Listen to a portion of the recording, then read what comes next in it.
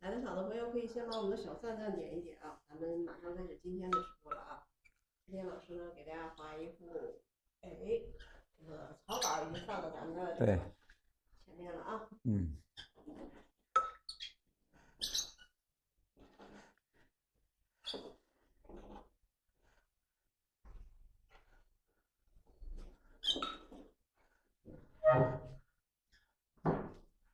开始了。这个今天我们画一个四肢整张的啊，四肢整张，这是一个也是一个夜景的一个小品啊，一个夜景的这构图，有江南的建筑，江南的建筑，前面是树木、小船、小石桥，对，是这样的一个构图啊。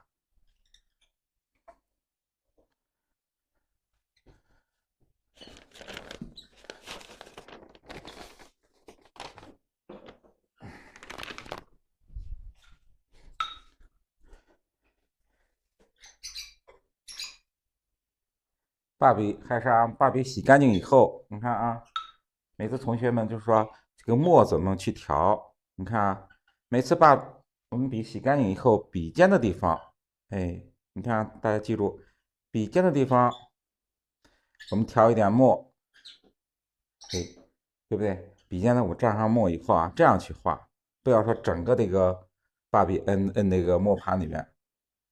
画的时候啊，先画近景的，我们先把近景的树木。画的时候中锋，对不对？我们画的时候，我们先把树干画出来，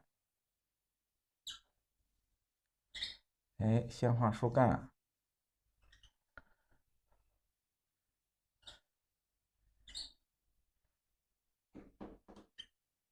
先把我们的树干这样画出来。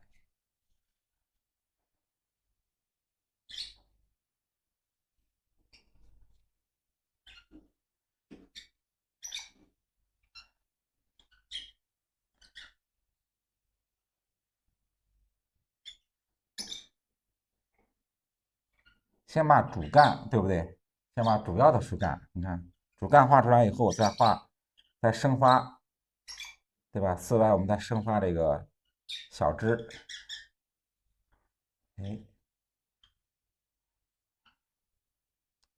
生发小枝。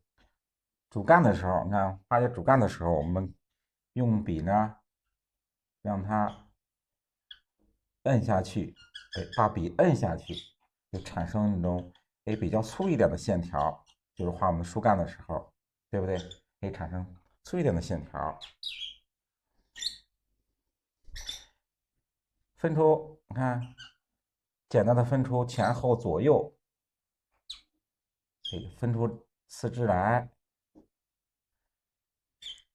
先把这个树枝出好以后啊，出好以后，笔尖的地方，你看还是在，还在这个笔尖的地方，我们调一点墨，调点墨以后，我们画这个点叶的时候，你看，这样去画，这样去画，用这个笔尖的侧锋，你看啊，在笔尖蘸好墨以后啊，你看，把这个笔尖侧过来，这样去画啊，这样去画，你看，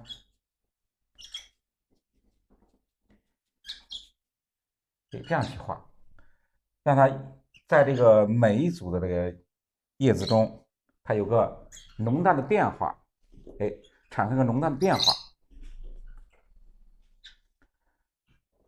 就是说，我们常讲这个一笔墨，一笔墨，就是说我们在调好这个把笔洗干净以后，看在蘸墨的时候，笔尖的地方去蘸墨，笔尖的地方去蘸墨。画的时候也是啊，从树梢的地方，你看这样去画，从树梢的地方开始向后去画。我们一组一组去处理啊，一组一组去处理。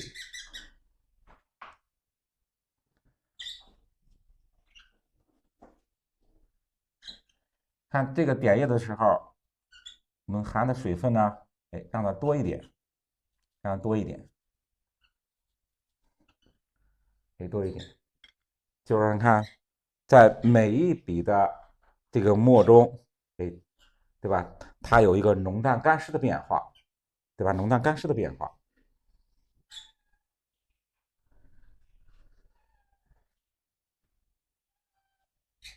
一组啊，我们一组一组这样去处理啊，这处理叶子。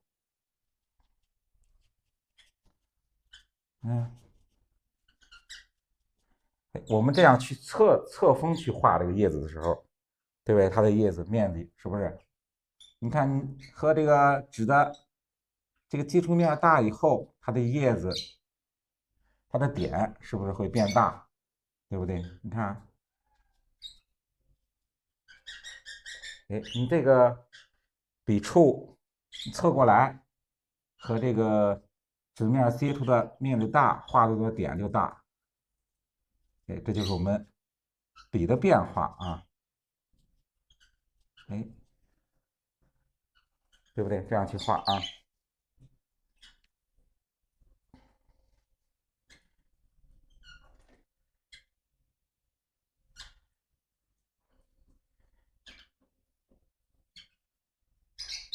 哎，这是一组啊。我们先把这个左边这一组近景的树木画出来。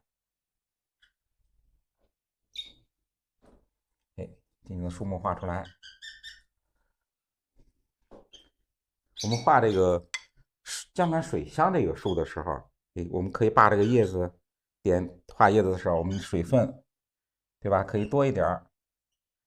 哎，把那种水乡那种水墨淋漓，对吧？那种水汽的感觉画出来，画出来。让这叶子一看湿漉漉的啊，哎，让它湿漉漉的那种感觉画出来。就是说，我们就说你蘸墨的时候，让它水分，对不对？你看水分多一点。哎，左边这一组，哎，近景的树木画出来以后啊，我们画右边的啊，画右边的，都是我们这种单钩的这种树，不是双钩的啊，都是单钩的。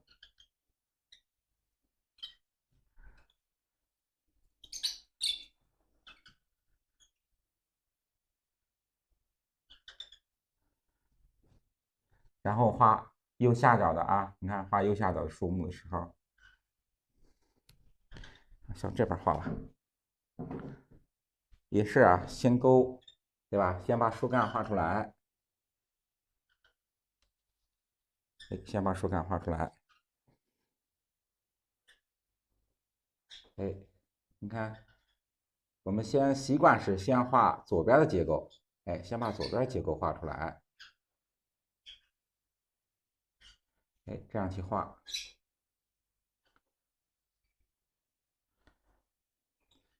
先把左边结构画出来，再画右边，哎，先左后右啊，先左后右。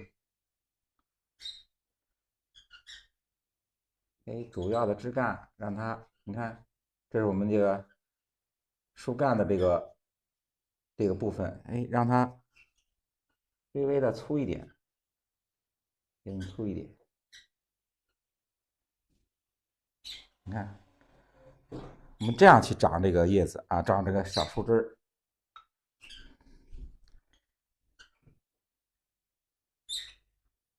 让它出的长一点啊，哎，把这个树的画的，哎，南方的树，让它柔美一点，让它柔美一点，对不对？你看啊，让它在这个墨上，哎，有个互相穿插，有个变化，对不对？主干让它重一点，哎，主干让它重一点，这小的树枝，对不对？让它稍微的淡一点。到后边你看笔中的墨，哎，变淡了以后，哎，我们就勾后边的，哎，就勾后边的小树枝，它自然的就是，哎，重墨就是前面的，然后你后边大墨画的小树枝，哎，就是后边的树枝，前后的关系，就是在墨上，对吧？就能很明显的表现出来。画完以后啊，在这个树梢的地方，我们画叶子。那画叶子的时候，用这个笔尖侧过来，这样去画啊。笔尖侧过来，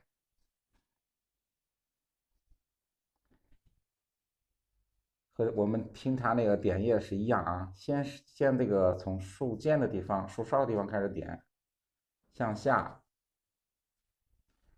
向下这样去点。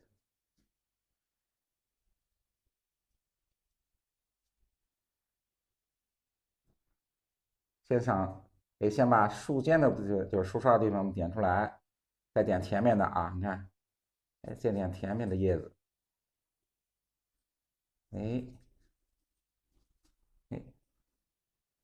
这样去点。用笔的时候，你看啊，侧过来，侧过来，向下，这样去画。它这你看每一组的叶子，它都有一个浓淡墨的变化，这是我们常说的笔墨气韵，对不对？你没有这个墨的浓淡变化，对吧？你这个国画的这个韵味儿，你就表现不出来。说每次我们强调用笔用墨，就是这个在笔墨上要有变化。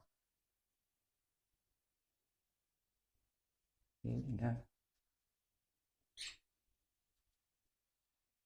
每一组的叶子，你看都是在树梢的地方，都是稍微重一点的墨，靠近树干的地方，都是一种淡墨啊。它是这种墨的这个关系。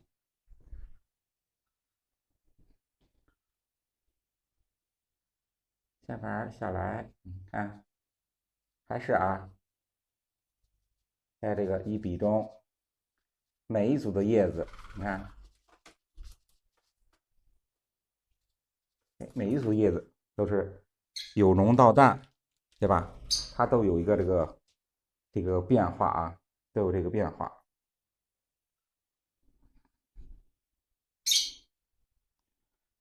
那前面的时候，你看，我们可以在树枝的前面，用一点重墨，这就是我们在树干的前面，对吧？这种叶子，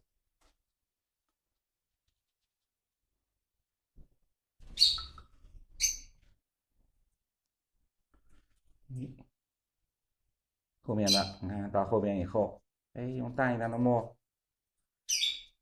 你可以画后面的。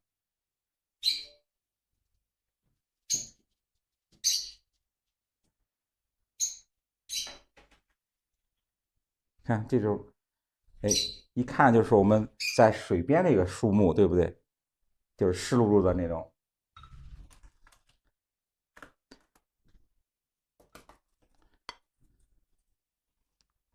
它就是看，这是我们用生鲜，对不对？你看，现代化的话，用生鲜产生的这种墨的肌理。下边，你看可以画一些小的树枝，去补充一下画面。你看，下来。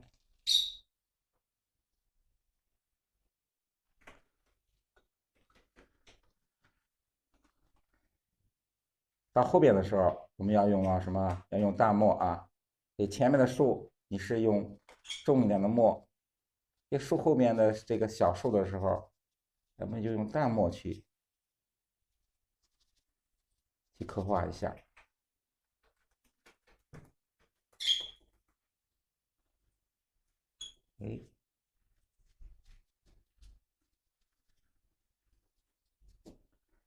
看一组一组，我们去画，整体的啊，把前面这一组，我们完成以后啊，我们再画后面的树。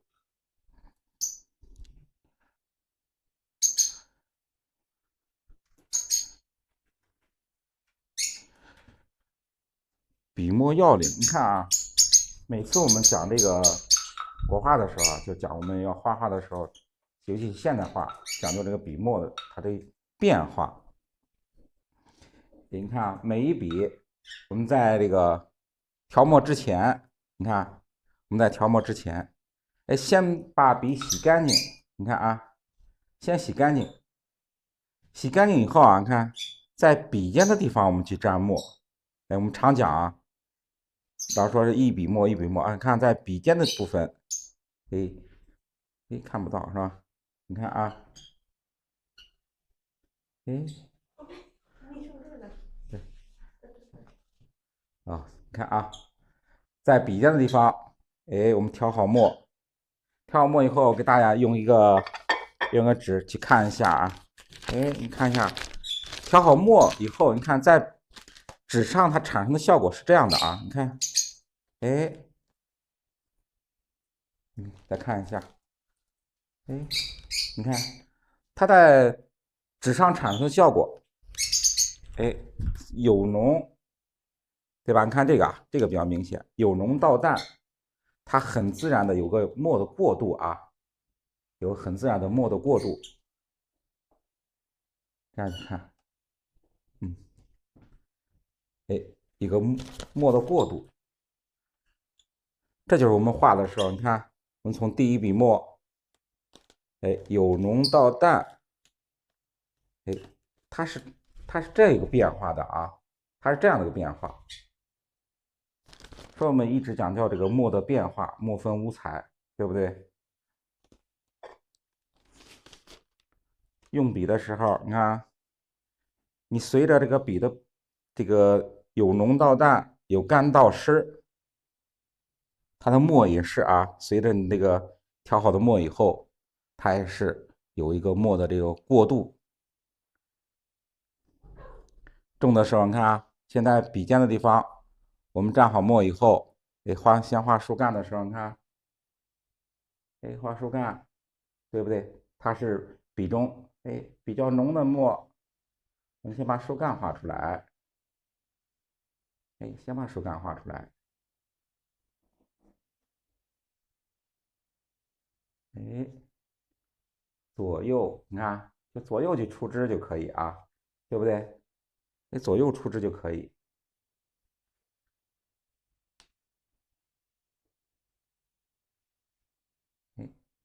看墨重的时候，我们把树干画出来，画出来以后，随着我们笔中的墨，对不对？变淡，然后我们再重新调墨，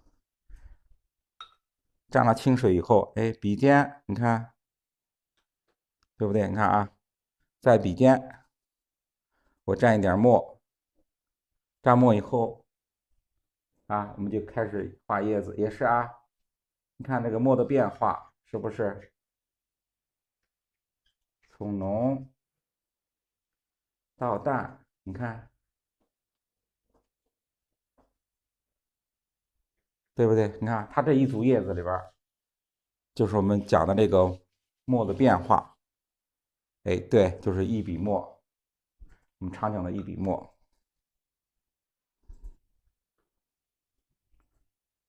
这一组，你看呈现了以后，我们再画一组，再画一组，你看，也是这一组，它也是啊，也是由浓到淡，这样由浓到淡，由湿到干，对不对？它是一个这个笔墨的变化，它是个笔墨的变化。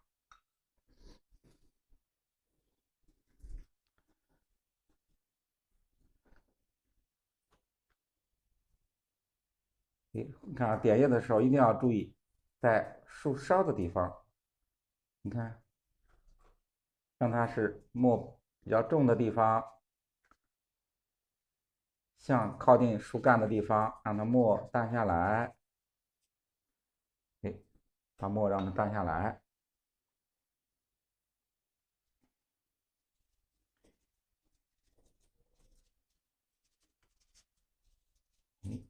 看，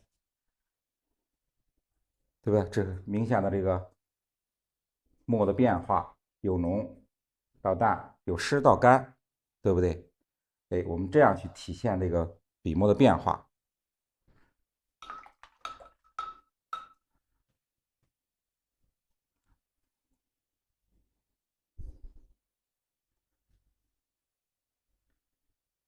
下面我们画这个，哎，前面的啊，你看前面竖的部分，哎，竖的部分完成以后啊，哎，它后边一点小竖，后边有点小竖，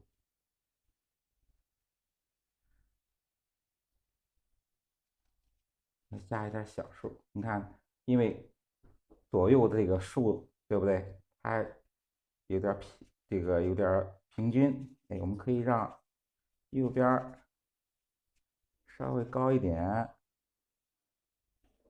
稍微高一点。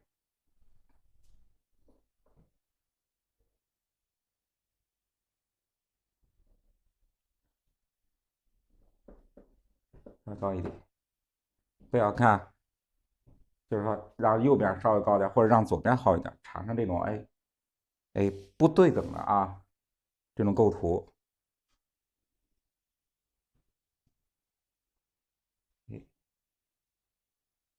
可以穿插一些小的这种树枝，看，可以穿插一些小的树枝，破一下。我们看整个都是我们这个点叶的话，对不对？可以用这种小的树枝去破一下。你干嘛？来，去破一下啊！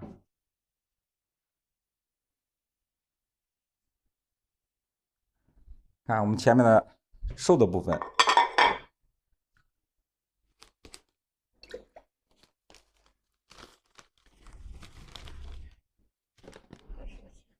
好了，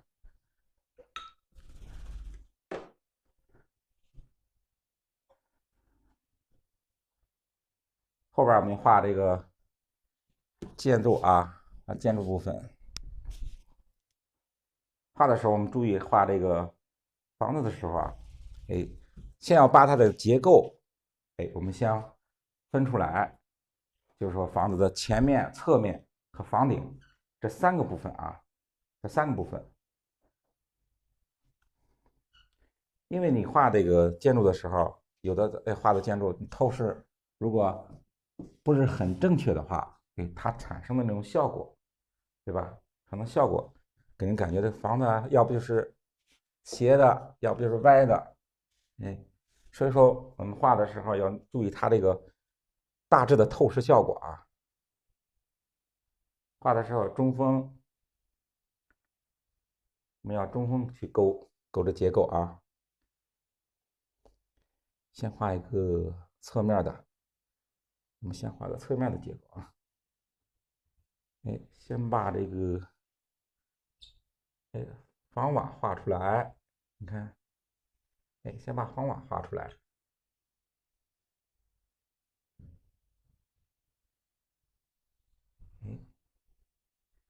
先把这个房顶部分，先处理出来，然后前面的这个正面的这个房屋这个结构，对吧？正面的房屋结构，下边就是我们画的窗户，你看，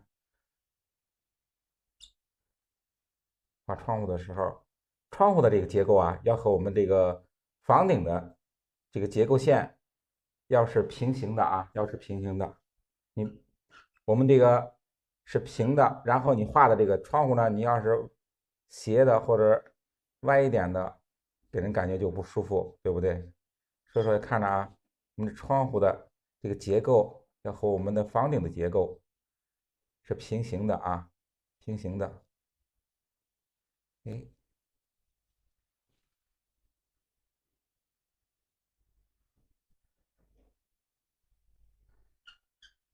下面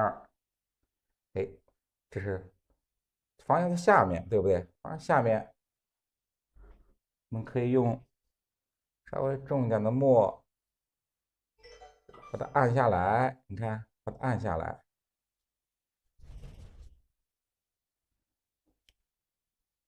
也把它按下来，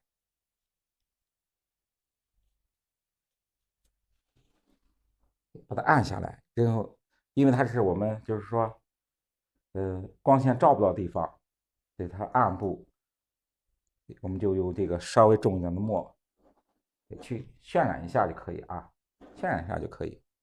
看，这是个结构，房顶这个房屋的正面结构，对不对？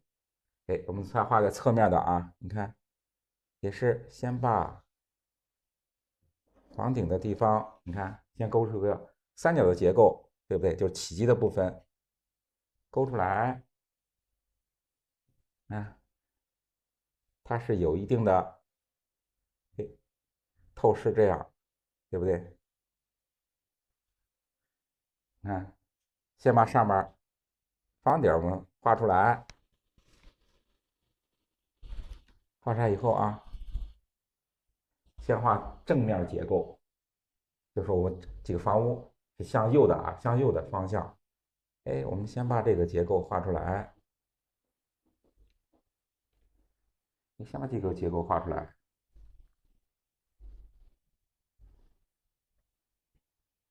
啊，南方的都是那种，对吧？瓦房，它临河的地方，哎，你看我们有到南方去旅游的，还有看这个照片的时候，你看它到临河的地方，哎，它都有一个走廊，对不对？哎，它都有一个走廊，走廊的地方它都有一个什么呀，对吧？这个停柱，哎，都有一个停柱，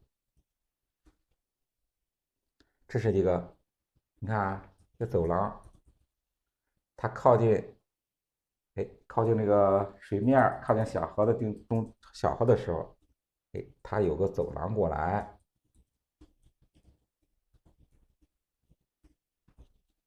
下边我把它也是啊，用重墨，哎，把下边染一下啊，也把下边就是这个房檐底下的地方，对吧？把它染一下，然后，哎，这就是里边门的地方，你看啊，哎，这是门的地方，哎，这就是哎走廊，这就是我们中间就是河面，对不对？哎，中间就是河面。画的时候，看画窗户和门的时候，要和我们这个房檐的这个线呀，结构线要平行，对吧？要平行。你看我们的房檐这个是像这个下是有一个斜线，你看画门的时候，哎，也得有个斜线下来，和这个是平行的啊，和这个平行的。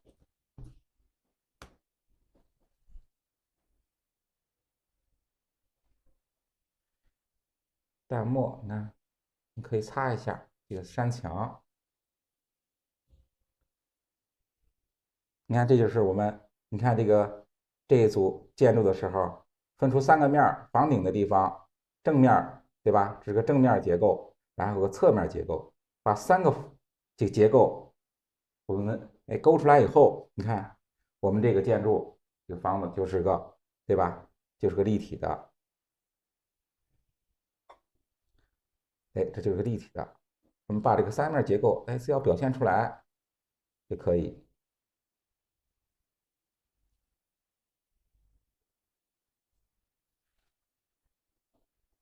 哎，靠河的地方，你看靠河的地方也是我们前段时间画的这个江南水乡，哎，它靠近河的地方都是那种，对吧？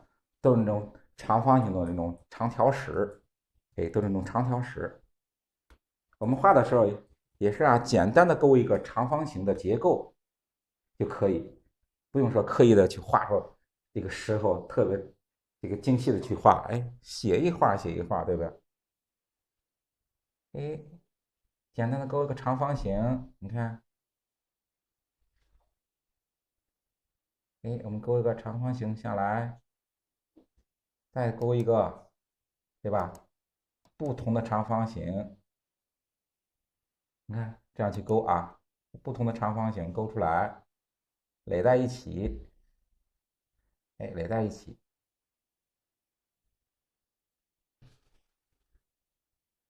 看这样去，哎，不同的长方形，大小长方形垒到一起，这就代表就是我们的哎星条石，用侧锋，哎，看这样擦两笔，对吧？擦两笔，哎，擦两笔，这是我们这个河岸边的这个垒的这种哎石头这个台基啊。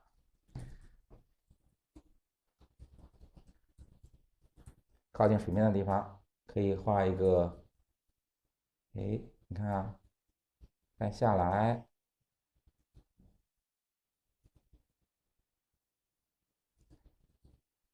向水面走的啊，哎，上水面的这个小台阶儿，小台阶儿也是我们长条形的那种长方形，侧面的时候，哎，用这个侧锋，哎，擦一下，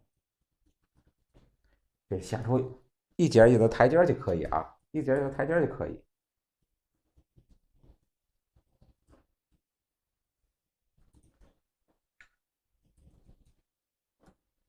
然后看，你台阶这边肯定还要有结构，对不对？它这边是水面的话，它不可能是悬空的，对不对？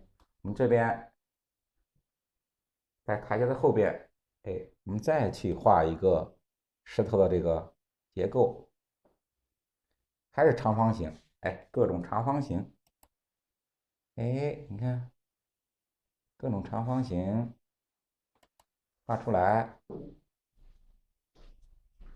对不对？大小不等的长方形，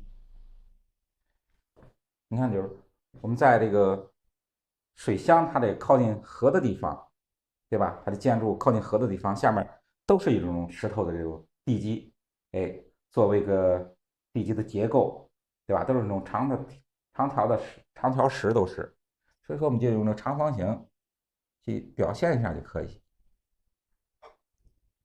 哎，用淡墨干笔，你看淡墨干笔，哎，稍擦一下，哎，稍擦一下。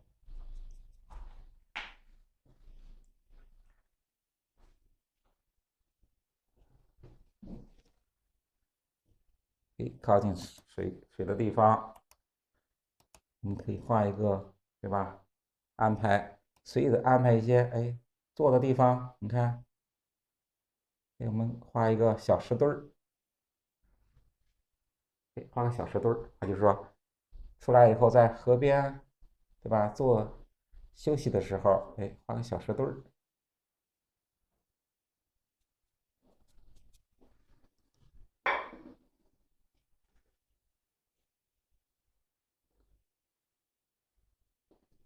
后面，哎，可以长一些小的树木啊，可以画一个小的，靠近水的地方，可以穿插一些小的树木。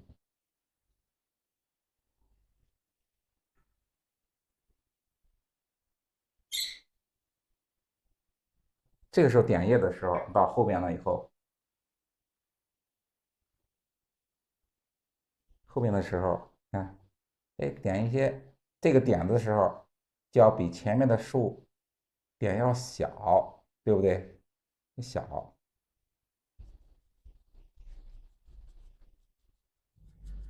哎，点一些小的点，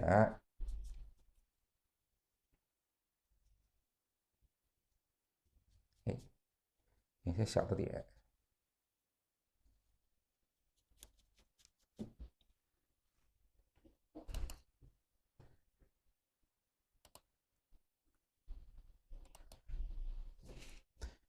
哎，看看啊，然后啊，在我们的这个建筑后面，看我们穿插这个树的时候啊，穿插树的时候，前面我们怎样去画树，对吧？用笔、用墨怎样去画的？到后边啊，你看，同样的啊，用笔，笔尖调好墨以后，下来，哎，你看，安排在这个建筑的后面，先把这个主干画出来，左边先画个左边先把左边的数值出来。你看啊，先左后右，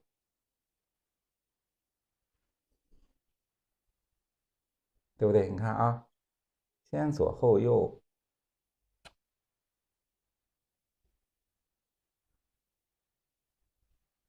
穿插，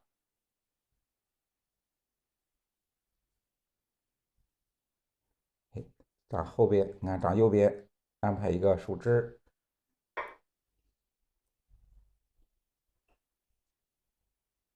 上来，你看，哎，让它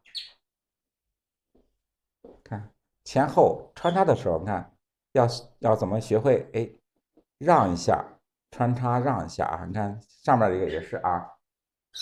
你画后边的时候，你看画后边树的时候，哎，你可以给后边穿过来，你看穿过来，和前面这个树枝啊，哎，留一定的距离，对不对？要留一定的距离，这样能把这个你看这样的感觉就是这个枝就是穿到这个主干的后边，对不对？一看就是前后左右，对不对？这是我们常讲的树分四枝。哎，要学会穿插，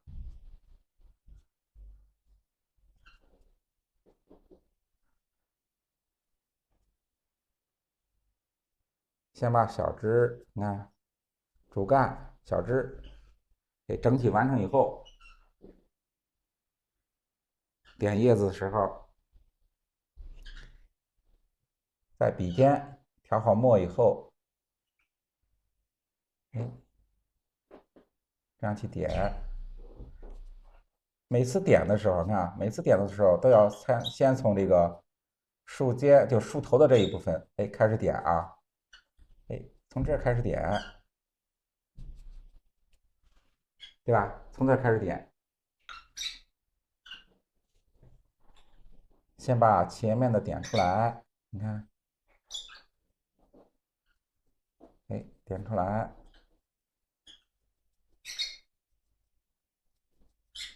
对不对？你看每次点的时候啊，不管前面的树还是后边的树，对不对？都是有浓有淡的这个变化，哎，叶子它都有个浓淡的变化。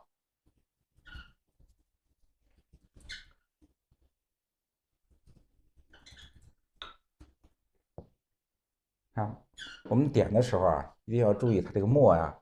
每次我们蘸墨，哎，用完把笔头的墨用完以后，我们再去蘸，不要说我画两笔就蘸一次墨，画两笔就蘸一次墨，对不对？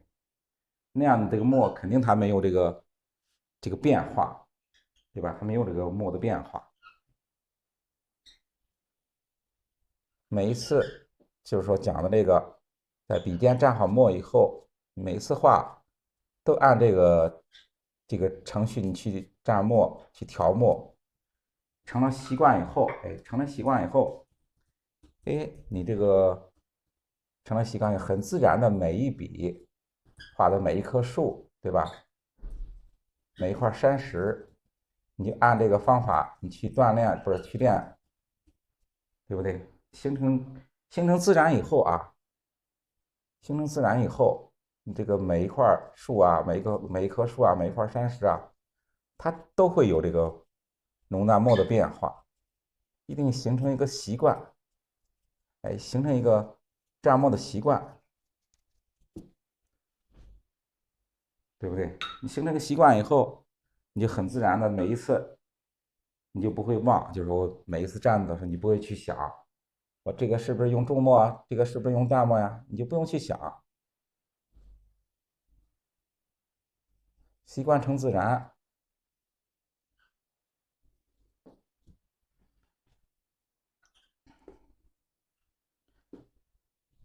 哎，在后面就是啊，哎，后面远处的建筑的时候，你看画的时候，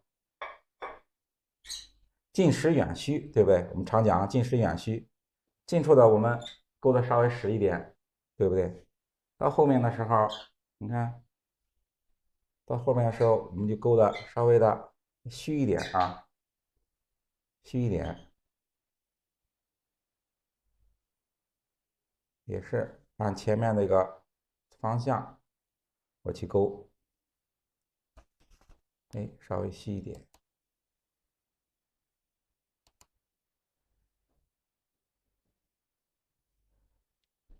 哎，勾个简单的窗，把窗户的位置勾出来。哎，上面勾瓦也是啊，淡淡的勾一层。它因为是在后面啊，远处的这个建筑，勾的虚一点，哎，勾的虚一点，哎，勾的虚一点。然后后边的树也是啊，你看我们近景的树，哎，稍微实一点，哎，到后边以后，哎，让它树啊虚一点，哎，稍微虚一点，用淡墨，哎，用淡墨去画啊，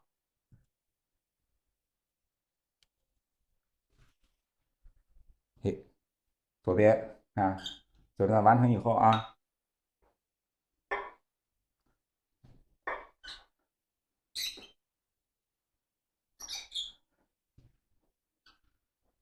对，这是你看不是画的一样的啊，你看前面我画的叶子，对吧？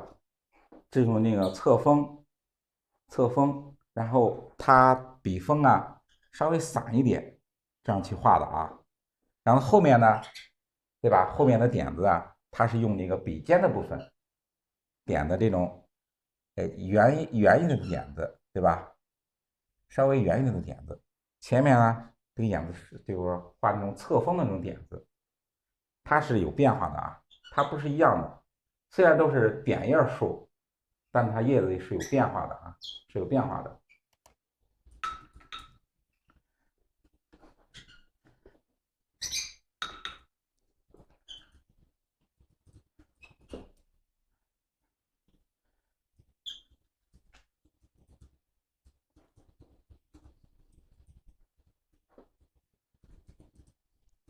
我们画这个侧面的时候，你看画侧面这个建筑的时候，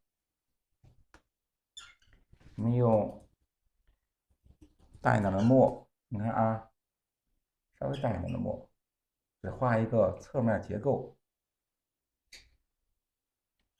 哎，你看，只画个侧面结构就可以，因为它是一个，就是你看这边是个正面结构，对不对？我们是从右向左去看的啊，然后这是个侧面结构，只把这个侧面的山墙画出来，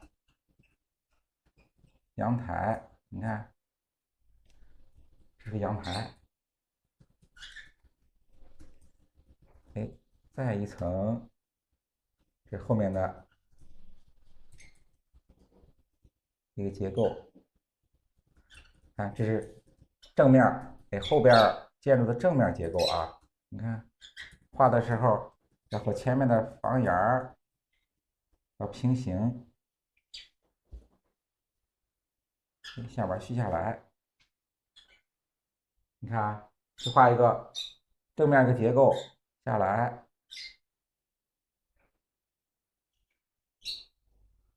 这是我们画的，对不对？你看，这就是我们画的窗户，竖线、横线、竖线，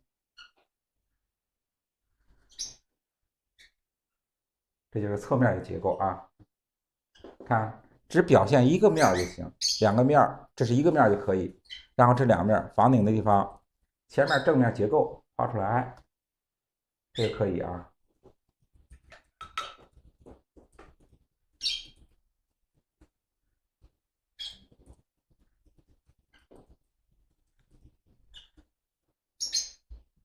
小桥，哎，你看画小桥的时候，它这个小桥是中景的这个景色，对不对？给画的让它，你看我们调墨的时候，哎，调墨的时候我们调的不要太重啊，不要太重，就是你看淡淡的一点，哎，淡淡的一点，有问，嗯，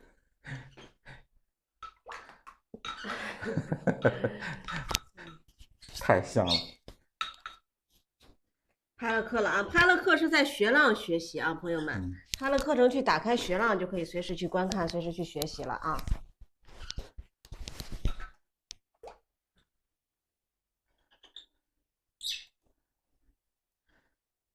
都挺好奇的和那个和王老师的关系。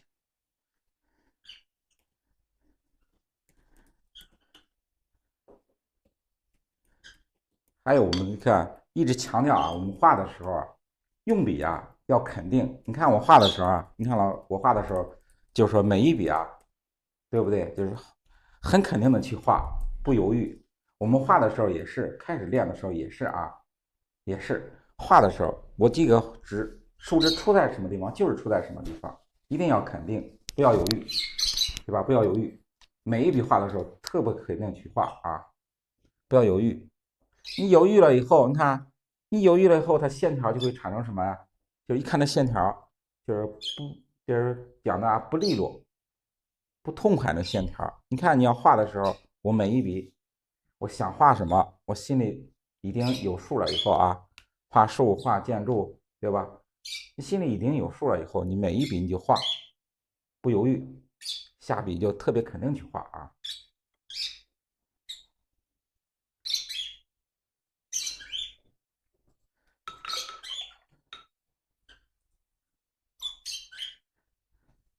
看我们画这个小石桥的时候啊，看我调的淡墨，哎，就调淡墨去画，因为它是在中远景的位置，就是中景的位置，中景的位置。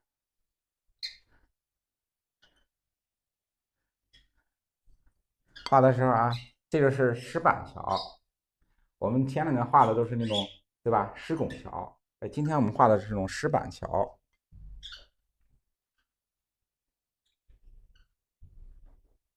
看啊，过来以后，这个石板桥它是平行的啊，一种平行的桥面，平行的桥面。过来，你看，哎，你看这种平行的桥面，哎，栏杆先画上面的护栏，哎，先画护栏，哎，下边的护栏以后，看横的横线，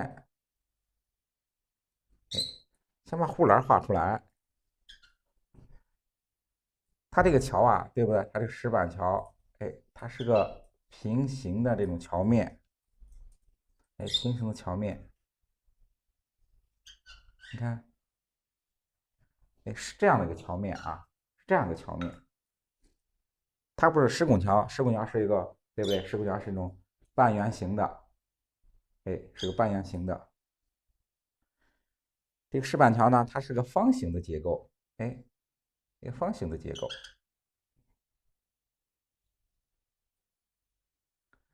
哎，下面也是，它这个石板桥呢，也是有这种条石垒起来，对吧？也是我们勾两笔这个，哎，长条石，哎，勾两笔小这个长条石。下面呢，让它侧锋，你看用侧锋擦一下，擦一下，丰富一下这个石头的这个粗糙感。哎，擦一下，下来，哎，稍擦一下。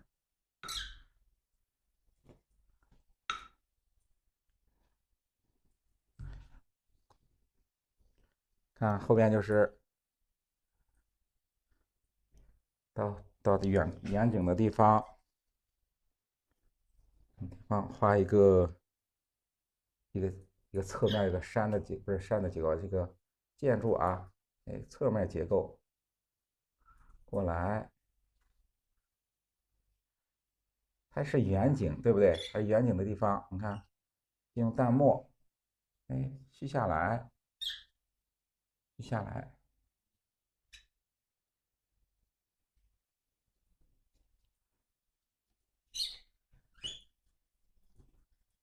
到后面也是，你看到后边的树的地方，因为是我们画的是夜景啊，你看到后面的时候，用淡墨把这种树的朦朦胧胧的这个，哎，用淡墨去处理，你看，我们就用淡墨去处理，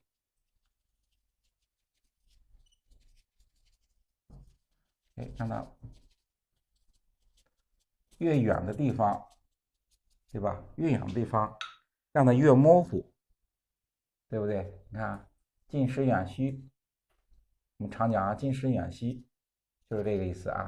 到近处的时候，我们刻画的，你看近景刻画的详细一点；到远景的地方，哎，把它处理的又虚，对吧？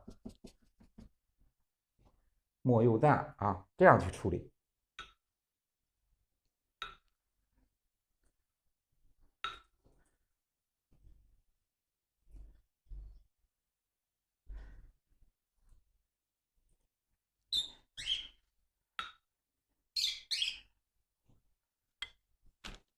哎呀，我们开始啊，我们开始画后边的远山部分。哎，因为我们画的是个夜景的时候，哎，画远山的时候，我们画的不要太重，对不对？不要画的太重啊。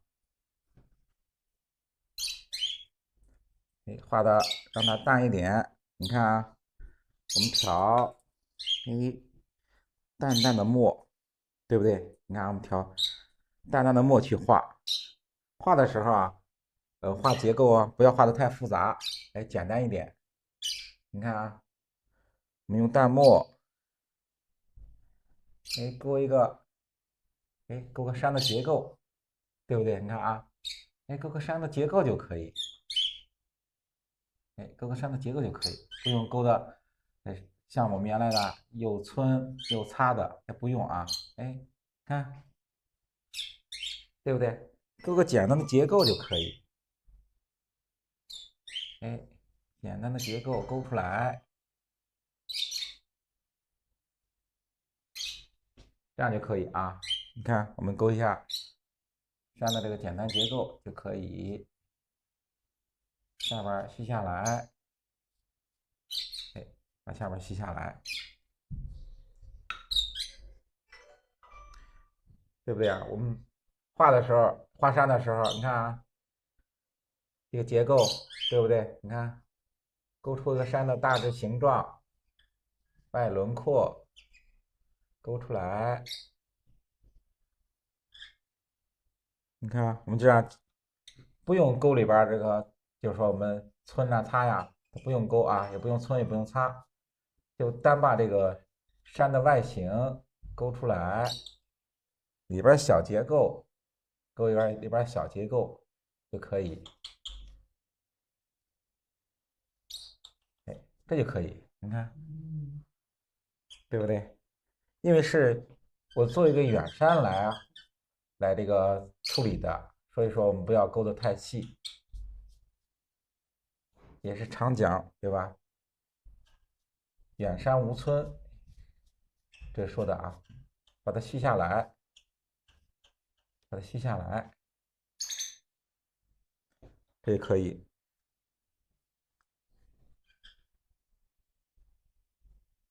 我们用淡墨，画一个小山峰，这就是后面的山峰。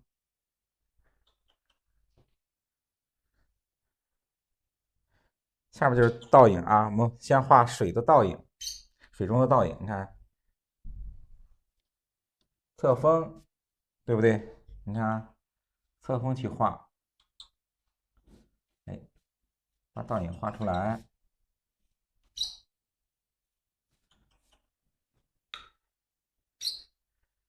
用侧峰去画啊，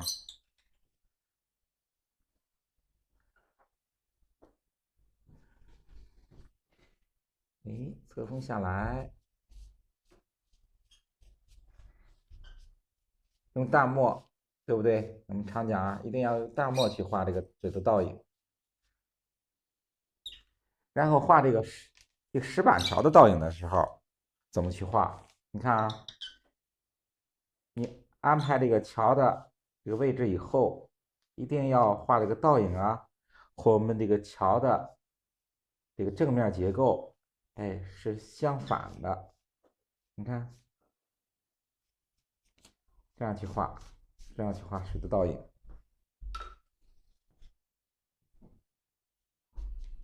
下来，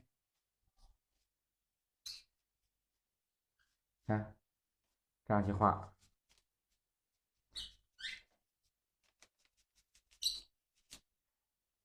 这样去画倒影。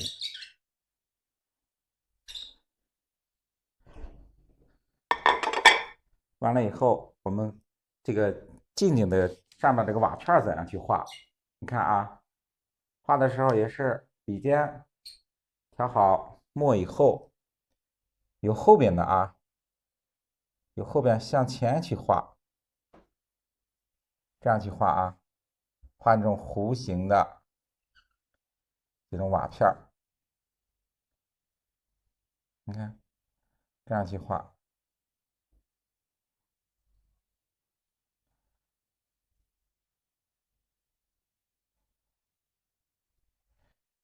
对不对？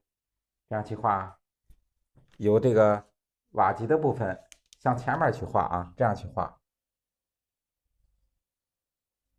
哎，也是画的时候，哎，不要那么太规矩啊，不要太规矩，就是有多有少，有离得近一点的，离得远一点的，这样去画。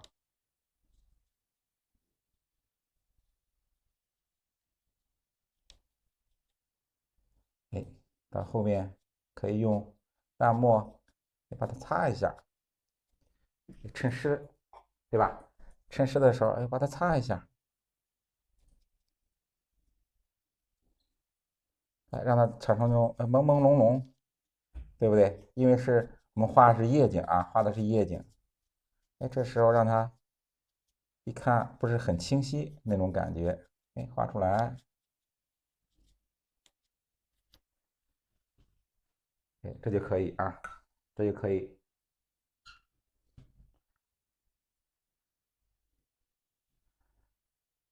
哎，我们在近景的水面上，哎，小河上安排个小船儿，安排个小船儿。看画小船的时候啊，这个是不是那种乌篷船？哎，这是那种平底的小船儿，让它藏在这个树的后面。你看啊，画一个长方形，你看啊，画个长方形，哎，画个长方形。画了长方形以后，里边安排大小不等的长方形。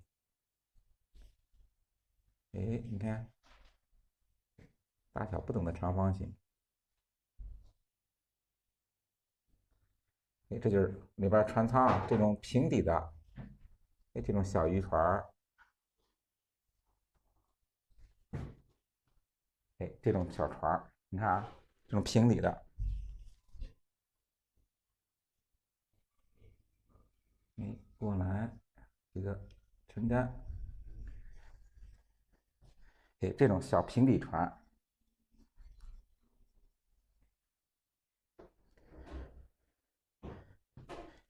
画倒影的时候，你看我们常讲画倒影的时候怎么着，一定要留出一点空白，不要紧靠着这个长线计划，对不对？不要紧靠着长线计划，你就下边留一点空白去画倒影，留点空白去画倒影。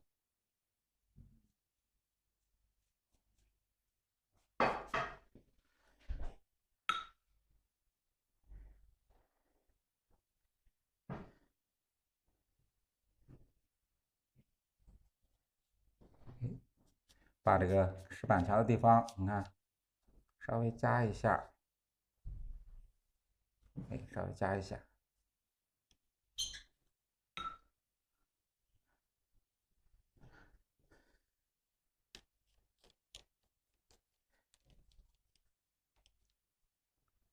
还有后面，你看，后面我们这个建筑的时候，可以用淡墨把窗棂的地方，看画窗户的地方，用淡墨稍染一下啊，稍染一下，让它这个暗下来。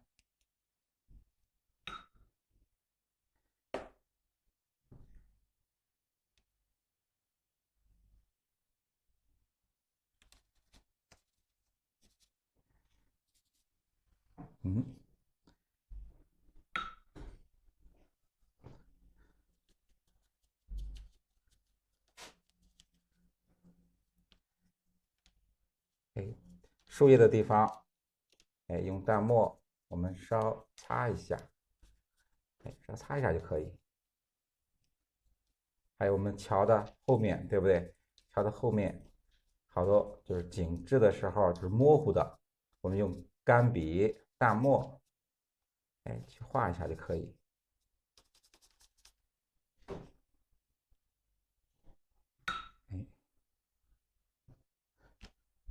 差不多整体的墨稿啊，整体的墨稿我们完成。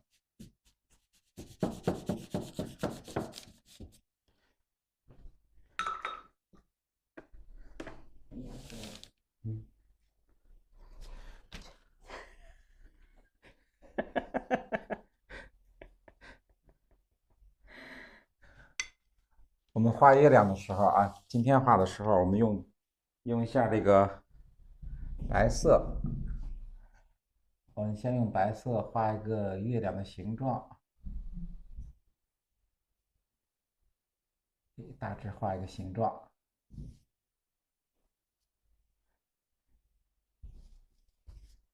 先把这个，我们先把月亮的形状画出来，用这个白色画一个月亮。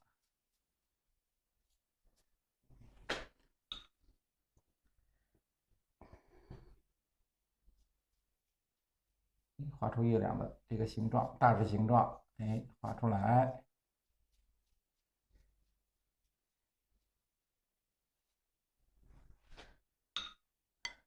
这样我们染天空的时候，它这个月亮能显出来。我们先把它画出来。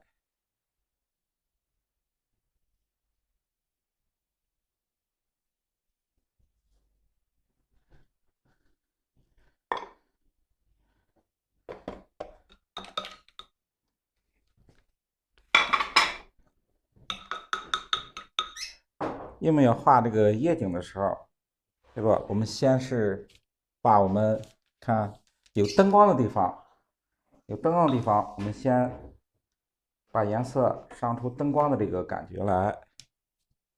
你看，我们窗户的地方，对不对？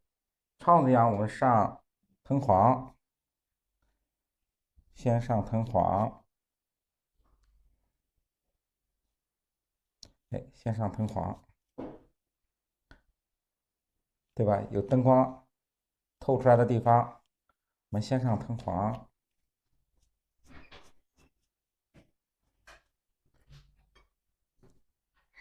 你看，这都是有灯光的地方，用藤黄先勾一下啊，渲染一下。你看，窗户的地方、门的地方，我们用藤黄先染一下。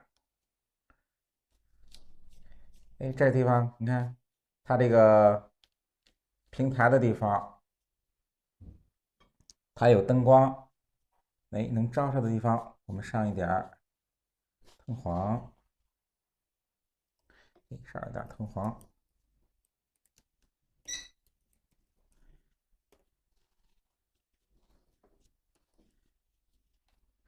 然后就是倒影的地方，你看啊，它有这个，你看光线照到的地方，它水中也有这个倒影，对不对？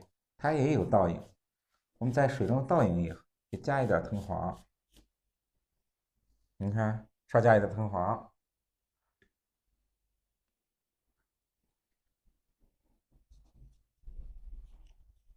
哎，稍加一点。加完以后，下面我上的是什么颜色啊？上的是太青蓝。要染这个夜景的话啊，我们以太青蓝、花青为主，对不对？我们要染夜景的时候，太青蓝。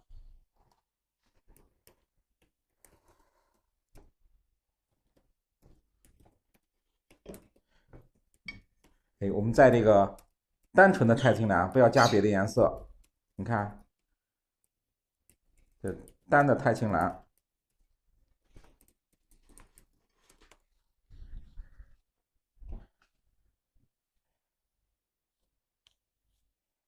大面积的去上这太青蓝。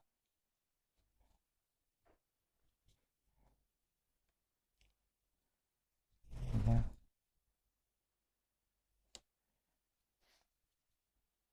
我们只是说这个夜景的时候，你看，就是以太青蓝为主，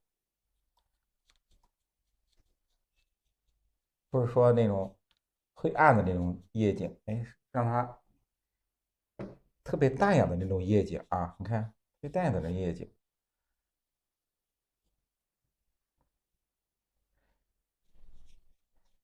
整个用太青蓝，你看渲染，这样去衬托，哎，我们灯光的地方，对不对？你看有灯光的地方，让它是比较亮的地方，我们把这个其余的景致用太青蓝渲染，让它暗下来。你看这个墙的地方，哎，我们不能留白啊，不能留白，它因为是画夜景啊，这个地方不能留白，我们就用太青蓝，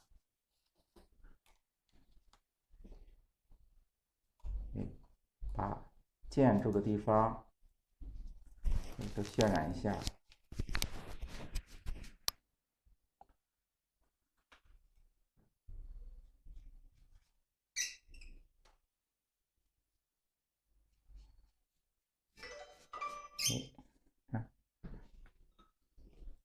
染的时候，让它上面颜色对不对？上面让它重一点，下边让它虚下来，让它虚下来，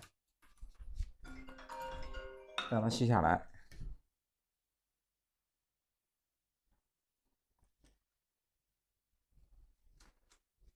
这样下来，你看染的时候让它虚下来，小桥也是对不对？小桥我们也用这个石板桥，也用这个太青蓝去染啊，太青蓝去染。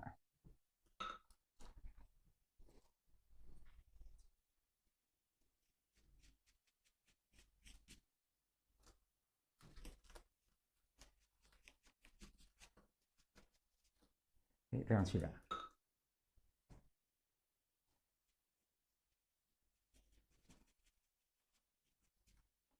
看桥墩的地方，哎，到这个石板桥下面的时候，不要上颜色，把清水，哎，用清水把它打湿一下，哎，打湿一下。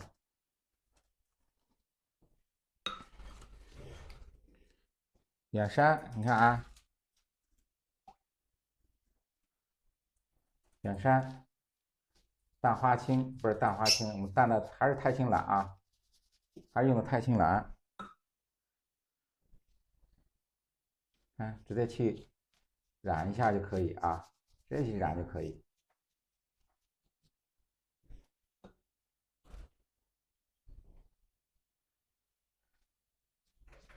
太青蓝去染下来，你看啊，让它下边虚下来，哎，让它虚下来，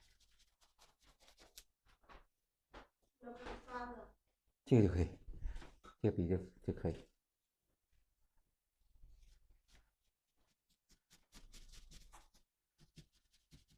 到下面的时候，你看到下边也是啊，我们用清水把它虚下来，把它虚下来。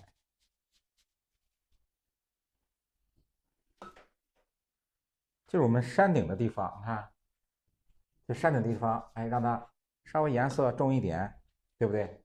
哎，让它重一点，下边让它虚下来，让它虚下来。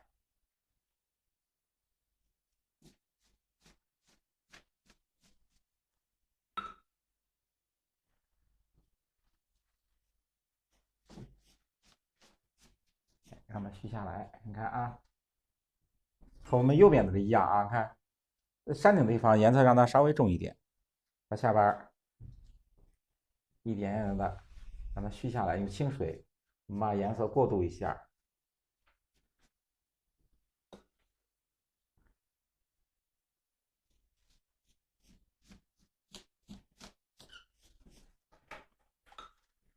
到下边你看，我用清水把它过渡一下。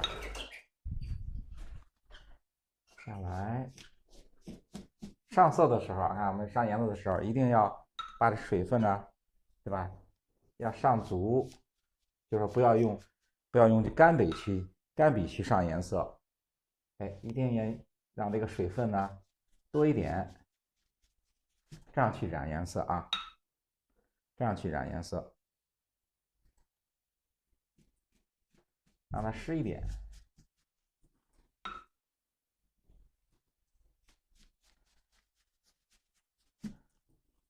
哎，下边也是啊，淡淡的这个太青蓝，哎，淡淡的太青蓝虚下来，和下边的水面，对不对？这样去衔接，这样去衔接，用淡淡的太青蓝去衔接。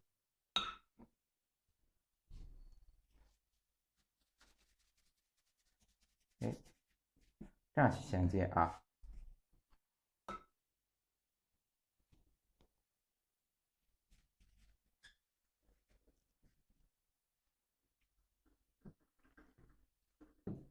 水分可以大一点，看染完以后啊，天空，哎，天空也是啊，用这个太青蓝去染。我们先画了，是不是？我们先用白色把月亮画出来以后啊，你看，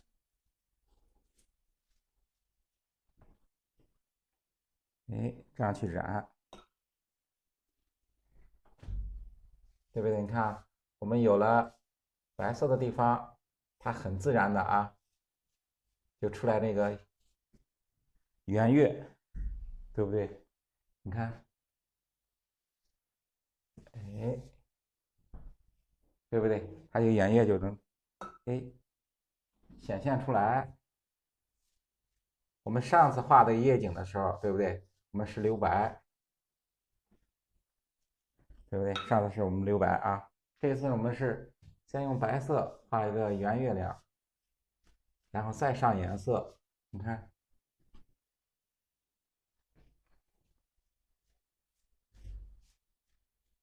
哎，再上颜色，很自然的，它这个白月亮，哎，它就自然显现出来。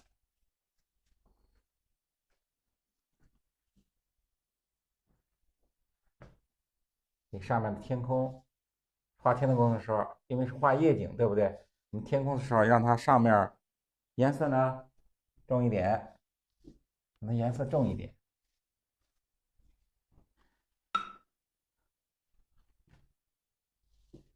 然后让它越向下，你看，越向下颜色越淡啊。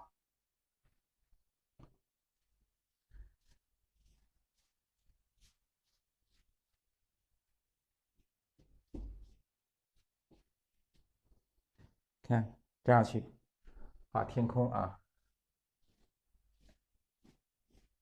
衬湿，对吧？我们要染的时候也是啊，颜色湿的时候我们去加颜色，不要等它干了以后加。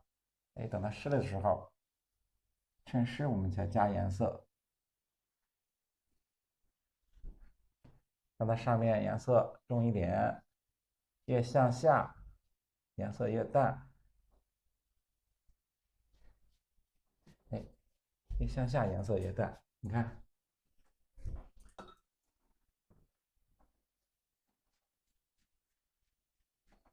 你到下面的时候越来越淡啊，这样它这个天空的这种空间关系，对不对？它才能在颜色上表现出来。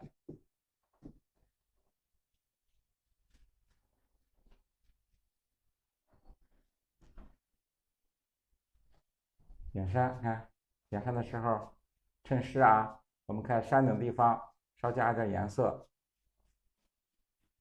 稍加一点颜色。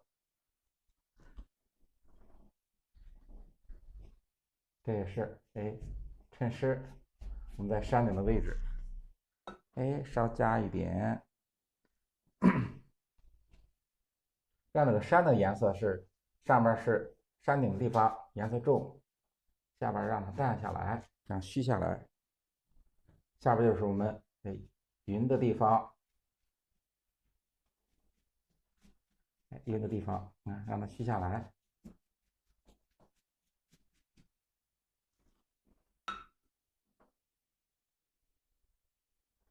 到那个树的地方，看近景树的时候，我们用花青啊，近景树用花青，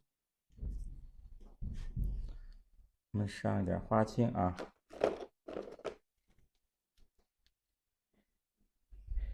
近景的时候用一点花青，花青加一点什么？加一点淡墨啊，用花青加一点淡墨，花青里边稍加一点淡墨，调这个我们点叶树就是用那个花青调淡墨那个墨青色，对不对？调一个墨青色。我们去上前面点叶的地方啊，点叶的地方，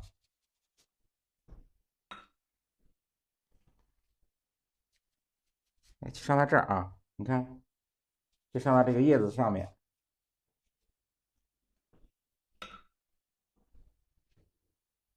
在叶子的地方用墨青色啊，上一点，上一点。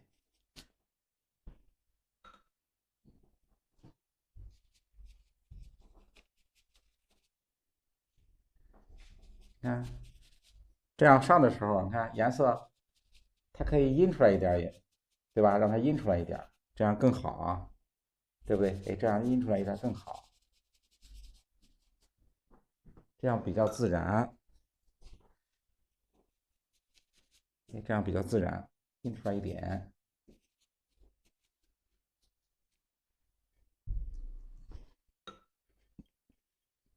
我们这个是叶子的地方都用这个啊，都用花青，花青调淡墨，去染一下，去染一下叶子的地方，你看，去染一下，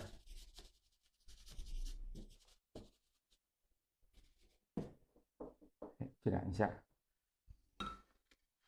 水面，你看近景的水面就用这个太青蓝，天空和水面的颜色都是一样的啊，都是一样的，用太青蓝去染。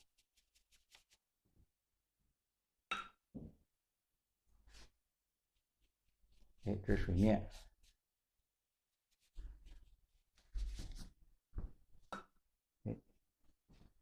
水面的地方，你看用太青蓝去渲染。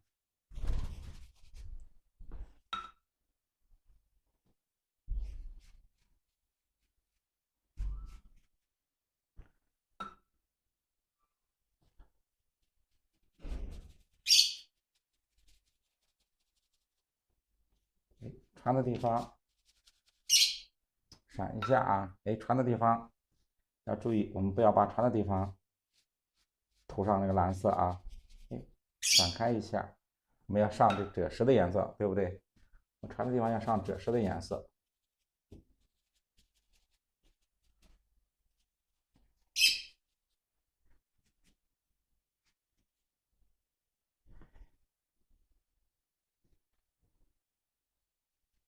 花青，哎，你看上面的叶子啊，叶子用花青，调淡墨，哎，上一点，哎，上一点，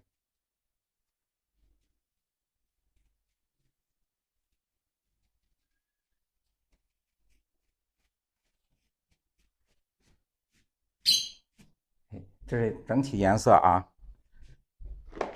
你看光的地方啊，你看我们窗户有亮有光亮的地方，有灯光的地方，它是上了藤黄以后啊，上藤黄以后稍加一点什么呀？你看啊，我们稍加一点这个橙黄色啊，这橙黄色，你看这个颜色啊，它比藤黄这个橙黄左比藤黄稍深一点啊，稍深一点。哎，加一点，你看啊，加在我们上藤黄的地方，哎，加一点，哎，加一点，也就是说，看我们夜晚这个窗棂给窗户透出来的光线啊，一点光线，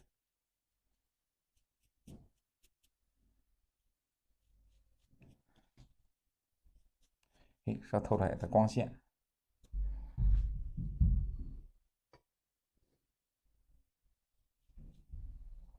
哎，就是看这是代表那种，哎，晚上，对吧？